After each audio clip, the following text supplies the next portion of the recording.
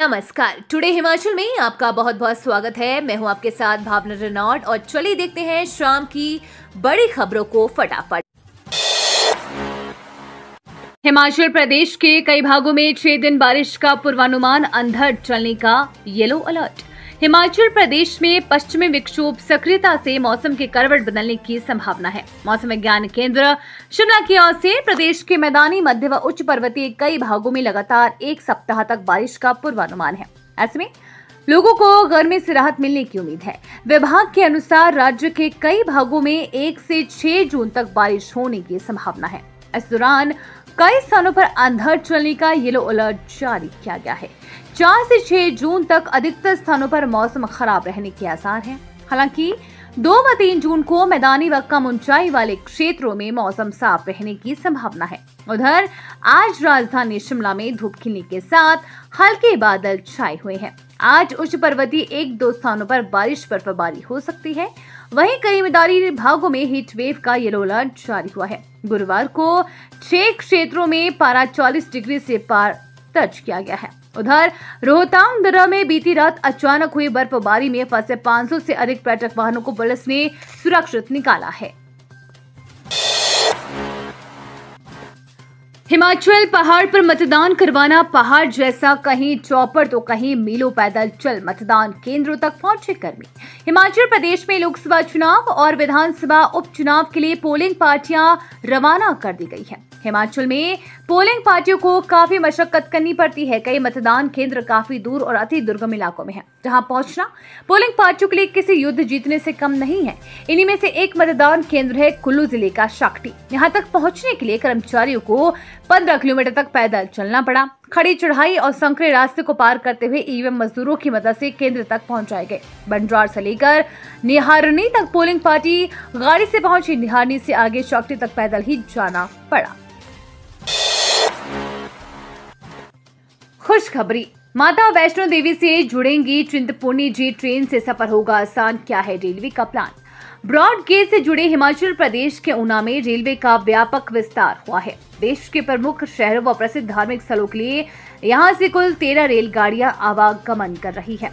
आने वाले समय में माता चिंतपूर्णी जी से माता वैष्णो देवी तक रेलगाड़ी की सुविधा उपलब्ध होगी। इससे धार्मिक पर्यटन को बढ़ावा मिलेगा। वर्ष 1990 में पहली बार ऊना शहर में हिमाचल एक्सप्रेस रेलगाड़ी पहुंची थी। 2014 से मार्च 2019 तक अंब, अंदौरा, चिंतपूर्णी मार्ग व दौलतपुर चौक रेलवे स्टेशन तक का कार्य पूरा किया गया।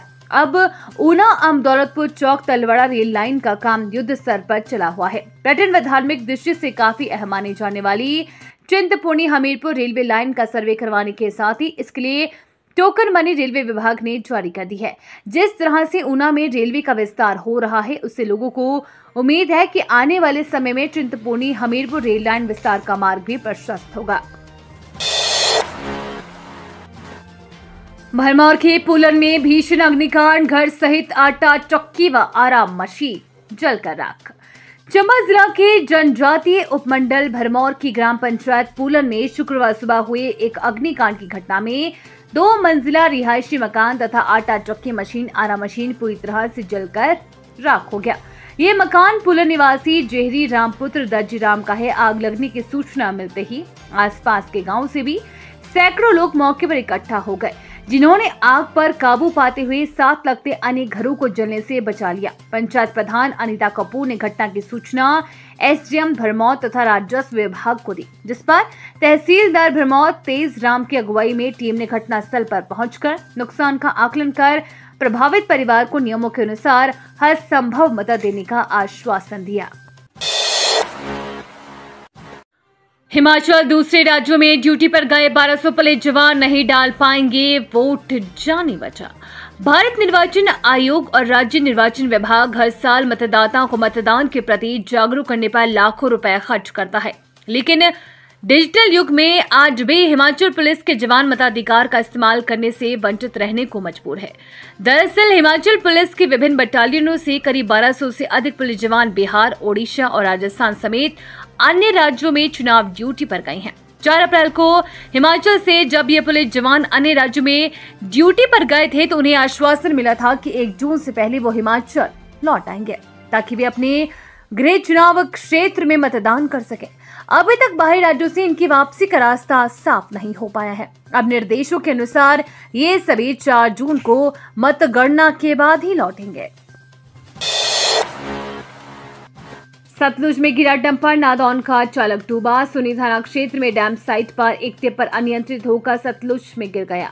हादसे में टिप्पर चालक सतलुज में डूब गया। पुलिस से मिली जानकारी के अनुसार टिप्पर का ड्राइवर फिलहाल लापता है। पुलिस को सूचना मिली कि एक डंपर वाहन सतलुज में गिर गया है। जब पुलिस टीम मौके पर पहुंची तो पाया कि एक dumper trailer number HP 52C 4716 बांध निर्माण स्थल से अनियंत्रित हो गया था और सतलुज नदी में गिर गया। इस दुर्घटना में वाहन का चालक राजकुमार पुत्र रामनाथ निवासी गांव देहल पोस्ट रेल तहसील नादौन जिला हमीरपुर था। मौजूद प्रत्यक्षदर्शियों ने देखा कि उक्त ड्राइवर सतलुज नदी की तेज लहरों में लापता हो गया, जिसकी तलाश निर्माण कंपनी के श्रमिकों और स्थानीय राफ्टिंग व्यवसायियों की मदद से सतलुज नदी के दोनों किनारों पर की गई है, लेकिन वो नहीं मिला। पुलिस का कहना है कि ड्राइवर के परिजनों को इस घटना की सूचना दे दी गई है। ऋतिक कंपनी के अधिकारियों की शिकायत पर धारा 289/304A IPC के तहत मामला दर्ज कर लिया गया है। लोगों को इलाज के दूसरे राज्य को नहीं लगाना पड़ेगा चक्कर, बिलासपुर एम्स में मिलेंगी ये सुविधाएं। हिमाचल प्रदेश के बिलासपुर में रिकॉर्ड समय में तैयार हुआ अखिल भारतीय आयुर्विज्ञान संस्थान बड़ी उपलब्धि है। हमीरपुर संसदीय क्षेत्र के एक छोर में बने इस संस्थान से हिमाचल ही नहीं, पड़ोसी राज्य पंजाब के लोगों को भी लाभ मिलेगा। वर्तमान में यहाँ कई सेवाएं शुरू हुई हैं, जबकि केंद्र सरकार की सहायता से यहाँ पर चिकित्सा सुविधाओं में और बढ़ोतरी होने की उम्मीद है। प्रदेश में पहली बार किसी बड़े प्रोजेक्ट को इतने कम समय में पूरा किया गया है। साल 2017 में प्रधानमंत्री नरेंद्र मोदी ने इसकी आधारशिला रखी और साल 2022 में इसका उद्घाटन किया था। इस एम्स में भी अभी कई नए विभाग यहाँ पर खुलना और विशेषज्ञ चिकित्सकों की तैनाती होना बाकी है। साथ ही मशीनरी आदि भी स्थापित होंगी। इसके बाद लोगों को गंभीर बीमारियों के इलाज के लिए अन्य राज्यों में जाने से छुटकारा मिलेगा। एम्स दिल्ली जैसी सुविधाएं यहां मिलने के बाद प्रदेश के लोगों को नजदीक ही इलाज होगा और अन्य राज्यों में न जाने से धन की बचत भी होगी।